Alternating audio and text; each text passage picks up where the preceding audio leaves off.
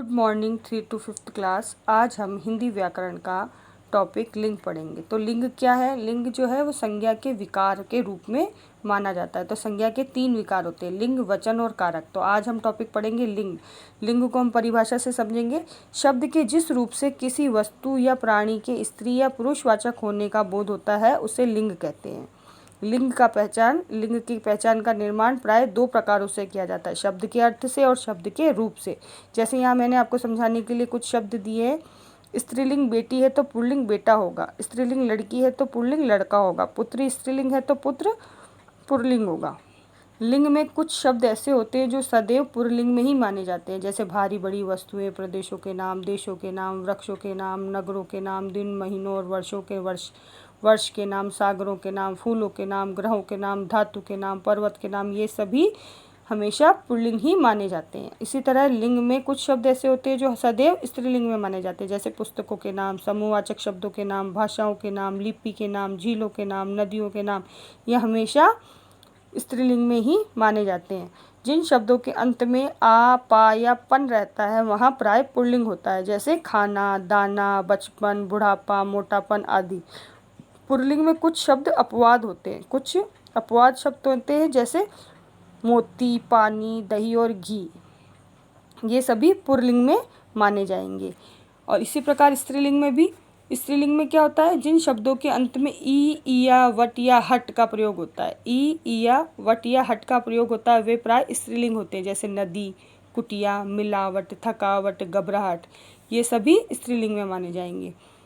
स्त्रीलिंग में कुछ अपवाद शब्द भी होते हैं। स्त्रीलिंग में जिस प्रकार पुल्लिंग में कुछ अपवाद शब्द मैंने बताए थे, उसी प्रकार स्त्रीलिंग में भी कुछ अपवाद शब्द होते हैं, जैसे जरा, हट, माला। ये सब क्या है? अपवाद शब्द है, और जो हमेशा स्त्रीलिंग में गिने जाएंगे। यहाँ मैंने कुछ शब्द स्त्रीलिंग और पुल्लिंग के लिखे हैं, इसको आपको पढ़ना है और सुनना है और समझना है। तो बेटा पुल्लिंग है तो इसका स्त्रीलिंग होगा बेटी, छात्र का छात्रा, पिता का माता, भतीजा का भतीजी, माली का मालिन, सपेरा का सपेरिन, धोबी का धोबिन, पुजारी का पुजारिन, बूढ़ा का बुढ़िया, आयुष्मान का आयुष्मती, श्रीमान का श्रीमती, पति पत्नी, उल्लू मादा उल्लू। यहाँ मैं आपको एक बात क्लियर करना चाहती हूँ कि मादा जो है वो किस में आएगा? स्त्रीलिंग में आएगा। नर जो है वो पुल्लिंग में आएगा। तो उल्लू यहाँ क्या है? पुल्लिंग है, तो इसका स्त्रीलिंग होगा मादा उल्लू। तोता मादा तोता, कछुआ मादा कछुआ। इसी प्रकार यहाँ पे नर क्या है? नर मछली जो है वो पुल्लिंग में आएगी, तो इसका स्त्रीलिंग होगा मछली। नर चींटी पुल्लिंग में, और इसका स्त्रीलिंग होगा चींटी। नर कोयल पुल्लिंग और स्त्रीलिंग कोयल। नर चिड़िया पुल्लिंग, चिड़िया स्त्रीलिंग। दिया का स्त्रीलिंग क्या होगा? बाती। प्रकाश का रोशनी, रास्ता का पगडंडी। हिंदी में निर्जीव वस्तुओं के भी लिंग निर्धारित होते हैं, जैसे ठेला, डंडा, लोटा, प्रकाश। तो इसका स्त्रीलिंग क्या होगा? ठेला का स्त्रीलिंग होगा ठेली, डंडा का डंडी, लोटा का लुटिया, प्रकाश का रोशनी। इस प्रकार आपको लिंग समझ में आ गया होगा। अब हम इसके अभ्यास प्रश्न देखेंगे। निम्नलिखित प्रश्नों के उत्तर दीजिए। पहला प्रश्न है आपका, लिंग किसे कहते हैं? तो आपको लिंग की परिभाषा सुंदर सुंदर हैंडराइटिंग में लिखनी है, लर्न करनी। सेकंड प्रश्न है, पुल्लिंग किसे कहते हैं? उदाहरण दीजिए। तो पुल्लिंग शब्दों के आपको उदाहरण लिखने। थर्ड है आपका, स्त्रीलिंग किसे कहते हैं और इसके उदाहरण लिखिए। तो स्त्रीलिंग शब्दों के उदाहरण लिखने। अब फोर्थ देखिए, निम्नलिखित शब्दों को पुल्लिंग से स्त्रीलिंग में बदलिए। तो पुल्लिंग शब्द मैंने यहाँ दे रखे हैं, इनको आप स्त्रीलिंग में बदलेंगे। तो प्रिय का स्त्रीलिंग क्या होगा? प्रिया। छात्र का छात्रा, विद्वान का विदुषी, नौकर का नौकरानी, राजा का रानी, चील का मादा चील, नायक का नायिका, मछली का क्या होगा? नर मछली। इस तरह से आपको लिंग समझ में आ गया होगा। अब हम नेक्स्ट टॉपिक वचन पढ़ेंगे। वचन क्या है देखिए। वचन क्या है इसको हम पहले समझेंगे 2 लाइनों में, कि साधारण अर्थों में वचन का तात्पर्य है बोली। साधारण अर्थों में वचन का क्या तात्पर्य है? बोली। परंतु व्याकरण में वचन का अर्थ है संख्या से। व्याकरण में वचन का अर्थ संख्या से। तो वचन को हम परिभाषा से समझेंगे। शब्द का वह रूप जिससे संख्या यानी एक या एक से अधिक का बोध होता है वे वचन कहलाते हैं। वचन 2 प्रकार के होते हैं, एक वचन और बहुवचन। एक वचन की परिभाषा होगी, जिन शब्दों से एक प्राणी, वस्तु, स्थान का बोध होता है। एक प्राणी, वस्तु, स्थान का बोध होता है वे एक वचन, जैसे लड़का, घोड़ा, पुस्तक, तितली, घड़ी आदि। इसी तरह से बहुवचन की परिभाषा देखेंगे, जिन शब्दों से एक से अधिक प्राणियों, वस्तुओं, स्थानों का बोध होता है वह बहुवचन कहलाते हैं। तो मैंने आपके यहाँ बहुवचन में वही उदाहरण दिए जो एक वचन में, ताकि आपको समझ में आ जाए। तो लड़का का बहुवचन क्या होगा? लड़के। लड़का का बहुवचन होगा लड़के, घोड़ा का घोड़े, पुस्तक का पुस्तकें, तितली का तितलियाँ, चूहे का चूहा जो है, चूहे का बहुवचन क्या होगा चूहे, घड़ी का घड़ियाँ। इस तरह से आपको बहुवचन समझ में आ गया। कुछ शब्द जैसे जैसे बाल है ना, हस्ताक्षर, समाचार पत्र, लोग, दर्शन, प्राण, आंसू, ये इनका प्रयोग हमेशा बहुवचन में होता है। बाल, आंसू, दर्शन, प्राण, आंसू, इनका सबका प्रयोग किस में होता है, बहुवचन में होता है। जैसे मैंने यहाँ पे वाक्य लिखा है, ये तो मेरे हस्ताक्षर है, ये तो मेरे हस्ताक्षर है। तो हस्ताक्षर क्या है, इस हस्ताक्षर क्या है, बहुवचन में आएंगे। लोग शोर मचा रहे हैं, तो शोर मचा रहे हैं तो क्या है, यहाँ पे क्या है, बहुवचन है। लोग शोर मचा रहे, तो लोग का प्रयोग जो है बहुवचन में हुआ है। कुछ शब्द जैसे सोना, भीड़, जनता, चाय, घी आदि का प्रयोग सदैव एक वचन में किया जाता है। जैसे मैंने 4 प्याले चाय पी। वाक्य देखेंगे। सेकंड, घी, कितना घी लोगे, तो घी को हम एक वचन में गिना जाएगा। आज बाजार में बड़ी भीड़ है, तो यहाँ पे क्या होगा, एक वचन का प्रयोग किया जाएगा।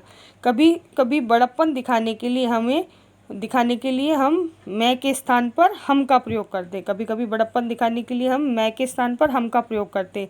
जैसे हम स्वयं आ रहे हैं, तो यहाँ पे क्या है, बड़प्पन है, हम बड़े हैं तो हम स्वयं आ रहे हैं, तो यहाँ पे मैं की जगह हम का प्रयोग होगा। यहाँ पर कुछ वचन के उदाहरण हैं, देखिए।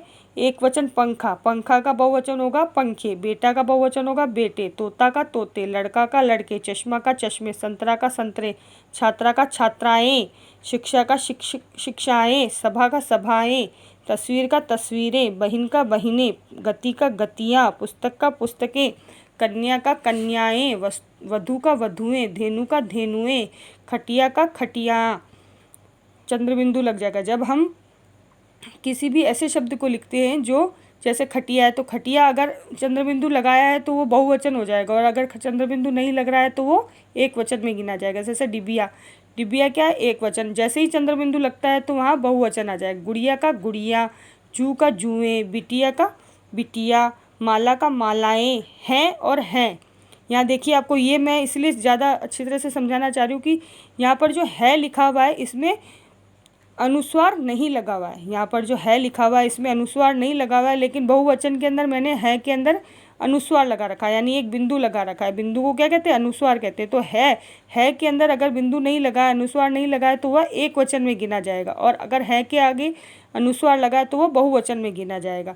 बात का बातें, गली का गलियाँ, चींटी का चींटियाँ, शक्ति का शक्तियाँ, साड़ी का साड़ियाँ। ऐसे आपको वचन समझ में आ गए होंगे। अब वचन के से संबंधित हम निम्न अभ्यास प्रश्न करेंगे।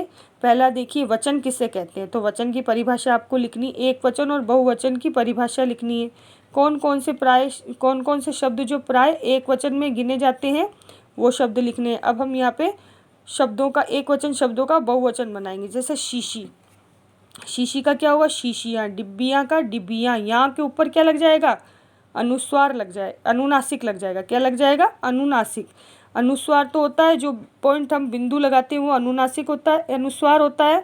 सॉरी, एक बार फिर से सुनिए, जो हम बिंदु लगाते हैं किसी शब्द पर वो होता है अनुस्वार, और अगर हम चंद्रबिंदु का उपयोग करते हैं तो वो होता है अनुनासिक, उसको अनुनासिक कहते हैं। तो यहाँ पर डिबिया, डिबिया को अगर हम बहुवचन में लिखेंगे तो हम उसमें क्या लगाएंगे, अनुनासिक का प्रयोग करेंगे। तो डिबिया, लू का लुएं, जू का जुएं, दासी का दासियाँ, गधा का गधे, कथा का कथाएं।